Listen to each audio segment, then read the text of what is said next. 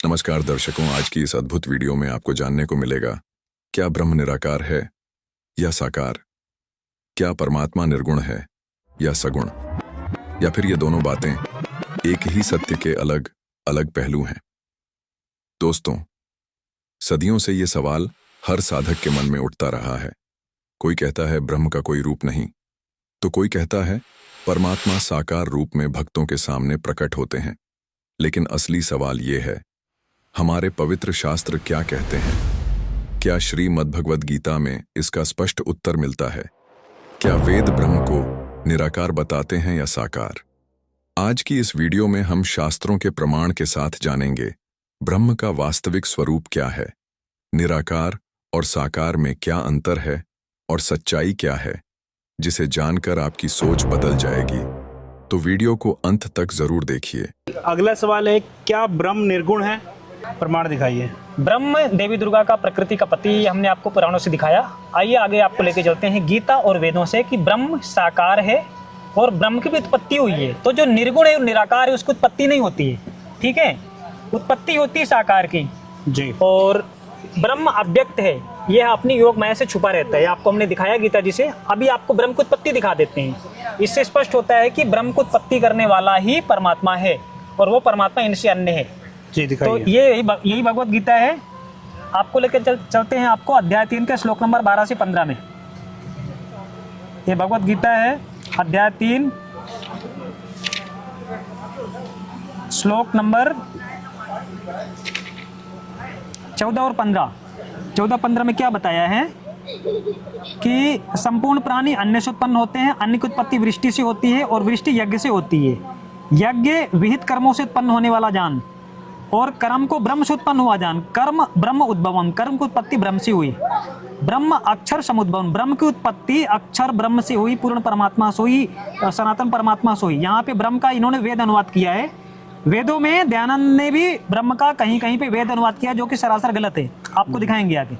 तो ब्रह्म की उत्पत्ति अक्षर समुद्भवम, अक्षर परमात्मा से हुई, सनातन परमात्मा से हुई, हुआ जान। इससे सिद्ध होता है कि सर्वव्यापी परमाक्षर परमात्मा सदा ही यज्ञ में प्रतिष्ठित है और वो ब्रह्म और जिसका मंत्र ओम है उससे अन्य ही है। और ये हो गया। और आपको अभी इसी भगवत गीता से दिखाएंगे कि ब्रह्म साकार है और अव्यक्त है। ठीक। उसका पहला प्रमाण है, अध्याय 11 में लेकर चलते हैं। जैसा कि ये ऋषि मंतव्य बोल रहा था कि ये खाता नहीं है, हम आपको भी दिखाएंगे खाता भी है, ठीक है। ये अध्याय 11 है, वही भगवत गीता अध्याय 11 श्लोक नंबर 46 में अर्जुन उस विराट रूपधारी ब्रह्म को क्या कहते हैं? सहस्त्र बाहो, हे सहस्त्र बाहो, हे हजार भुजा के भगवान, आप चतुर्भुज में आ जाओ। तो ये साकार है और इसके हजार हाथ पैर हैं। इसका प्रमाण आपको वेद में भी दिखाएंगे। तो ये साकार सिद्ध हुआ। खाने का आपको दिखा देते, खाता है ये, और वेदों में भी खाने के दिखाएंगे, ठीक है। आर्य समाजों के पैरों के नीचे से जमीन निकल जाएगी।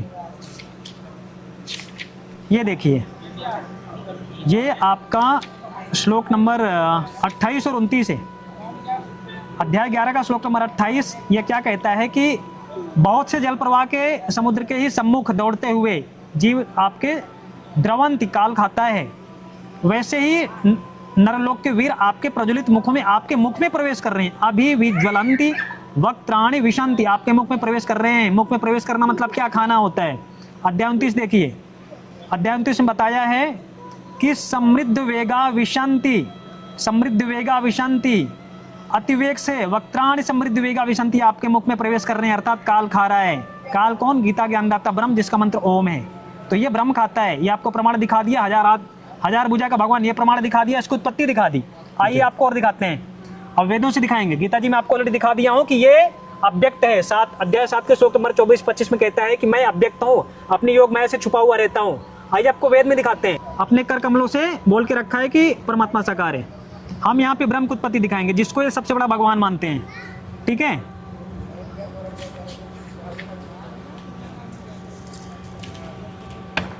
ये ऋग्वेद है, महर्षि दयानंद सरस्वती द्वारा भाष्यकार। ऋग्वेद स्वामी श्रीमद् दयानंद सरस्वती, छपा कहाँ से ये भी देख लीजिए, विजय कुमार गोविंद्र महासानंद। आइए आपको लेके चलते हैं ऋग्वेद मंडल 10 सूक्त नंबर 49 मंत्र नंबर 1 में। इसमें क्या लिखा है, दयानंद को अनुवाद भी करता ठीक से ना आया, संत रामपाल जी महाराज जी ने इसका सही अनुवाद करके रखा है। आपको थोड़ा सा यहाँ से हल्का सा प्रमाण दिखा देते हैं। यहाँ क्या लिखा है, यहाँ पे लिखा है अहम गृणते पुरभ्यम वसु दाम अहम मह्याम वर्धनम ब्रह्म क्रीडवम। इसका मतलब होता है अहम ब्रह्म क्रीडवन, मुझे ब्रह्म की उत्पत्ति होती है। क्रीडवम मतलब उत्पन्न करना होता है, ब्रह्म मतलब ब्रह्म होता है। ब्रह्म का मतलब वेद कर दिया है, ब्रह्म का मतलब वेद नहीं होता है। वेद मतलब ज्ञान होता है और ज्ञान ब्रह्म नहीं है, वेद ब्रह्म नहीं है। तो ब्रह्म क्रीडवम, ब्रह्म की उत्पत्ति होती है। ये आपको हमने वेदों से प्रमाणित किया। और आगे आपको लेके चलते हैं। कितना मंडल है सूक्त बता दीजिए। ऋग्वेद मंडल 10 सूक्त 49 मंत्र नंबर 1। ठीक है, आइए आपको अथर्ववेद में लेके चलते हैं। ये अथर्ववेद है, हिंदी भाषा भाष्य, 1 से 7 कांड है इसमें। आर्य प्रकाशन, पंडित छेप कन्नदास त्रिवेदी, अथर्ववेद भाषा भाष्य जी।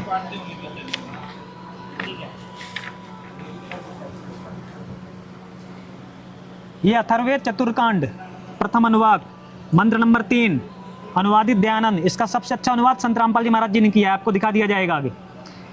ये लिखता है ब्रह्मणा मध्यात ब्रह्म उज्जहार, ठीक है, विश्वानि विभक्ति ब्रह्मणा मध्यात ब्रह्म उज्जहार उच्चै स्वधा अभिलक्ष्य प्रतस्थौ। इसका अनुवाद दयानंद ने ब्रह्मणा मतलब ब्रह्म, ब्रह्मणा मतलब होता है पूर्ण परमात्मा, परम अक्षर ब्रह्म, ब्रह्म से आगे वाला ब्रह्म, 3 ब्रह्म है 3 सृष्टि है। मध्यात मतलब अपनी शब्द शक्ति से, ब्रह्म मतलब इसने वेद कर दिया है, ब्रह्म का मतलब वेद नहीं होता है। ब्रह्मणा मध्यात ब्रह्म, इसका मतलब होता है पूर्ण परमात्मा, सच्चिदानंदम ब्रह्म ने अपने शब्द शक्ति से ब्रह्म की उत्पत्ति की। इसने ब्रह्म का अनुवाद वेद किया जो सरासर गलत है। इसका सबसे सुंदर अनुवाद हमारे संत रामपाल जी महाराज जी ने किया है, वो आपको दिखा देंगे। आइए आपको और आगे लेके चलते हैं। तो हमने आपको यह सिद्ध किया कि ब्रह्म साकार है, और हम आपको और आगे लेके चलेंगे कि ब्रह्म खाता भी है। आपको हमने वेदों में, गीता जी में दिखाया, आपको वेदों में दिखाएंगे कि पूर्ण परमात्मा इनसे अन्य है, खाने वाला ना खाने वाला काल से अन्य है। ये ऋग्वेद है, हिंदी भाष्य 9-10 मंडल इकट्ठा है। मंडल 10 सूक्त 90 और ये मंत्र नंबर 4 है। आराम से देखिए, ये पूरा देख लीजिए। ये सृष्टि रचना का ये पूरा सृष्टि रचना बताया हुआ है। दयानंद को तो अनुवाद भी ठीक से ना करना आया, संत रामपाल जी ने बहुत अच्छे से अनुवाद किया, वो आपको दिखाएंगे। आपको पूरा पेज आप पब्लिश कर देना। तो ये मंत्र नंबर 4 है, इसमें क्या बताया है कि वो जो तत्व है मतलब वह प्रभु, विश्वंग सर्वत्र जो व्याप्त है, पूरे विश्व का स्वामी व्यक्रामत व्याप्त है, सह मतलब वह है। अशनान शने, खाने वाले और ना खाने वाले से तो अन्य ही है। वो पूर्ण परमात्मा काल ब्रह्म जो खाता है, और एक अक्षर पुरुष है परब्रह्म है जो नहीं खाता है। अशनान शने, खाने और ना खाने वाले दोनों से अन्य ही है। ये इसका पूरा मतलब ये होता है। तो वो परमात्मा, वो तीसरा परमात्मा है ब्रह्म, और परब्रह्म से अलग है वो, यानी कि 3 ब्रह्म है। ये 3 ब्रह्म है, ठीक है, ब्रह्म परब्रह्म और परमाक्षर ब्रह्म। तो वेद सिद्ध करते हैं। और आइए आपको दिखाते हैं यजुर्वेद से कि परमात्मा अन्य है। और ये जो आपको हमने दिखा दिया कि इसी आपको ऋग्वेद से दिखाएंगे कि ब्रह्म 1000 हाथ भुजा वाला है। आइए आपको लेके चलते हैं। ये ऋग्वेद मंडल 10 है। हम आपको सूक्त 90 में फिर से लेके चलेंगे। सूक्त 90 है, इसका सूक्त 90 का प्रथम ये मंत्र देखो, सहस्र शीर्षा पुरुषा सहस्त्राक्ष सहस्त्रपात सब में विश्वतो वृत्वा अत्यतिष्ठत दशांगुलम। इसका मतलब होता है कि 1000 शिर 1000 हाथ पैर आँख वाले भगवान, जो कि गीता जी में आपको दिखाया अध्याय 11 के श्लोक नंबर 46 में कि सहस्र बाहु। तो ये ब्रह्म का वर्णन है। फिर आगे परब्रह्म का है, फिर परम अक्षर ब्रह्म का है, 3 ब्रह्म का वर्णन है। पुरुषा सब जगह लिखा है, 3 पुरुष हो गए। एक तो 1000 भुजा वाला, फिर 2 और 3 में बताया है कि उससे अन्य परमात्मा है जो सब और हाथ पैर वाला है, सब जगह व्याप्त है, वो अन्य ही है। फिर 4 में बताया है कि वो परमात्मा तो खाने वाले और ना खाने वाले से भी अन्य है। तो प्रथम ये जो मंत्र है, ये सहस्त्र शीर्षा पुरुषा सहस्त्राक्ष सहस्त्रपात बताता है 1000 हाथ पैर और भुजा और आंख वाले भगवान। तो ये भगवान साकार है, ये निर्गुण नहीं है। दयानंद के चेलो देख लो, ये भगवान निर्गुण नहीं है, सगुण है। सगुण के हाथ पैर और आंख कान होते हैं, 1000 भुजा का भगवान है ये काल ब्रह्म है। जी धन्यवाद जी।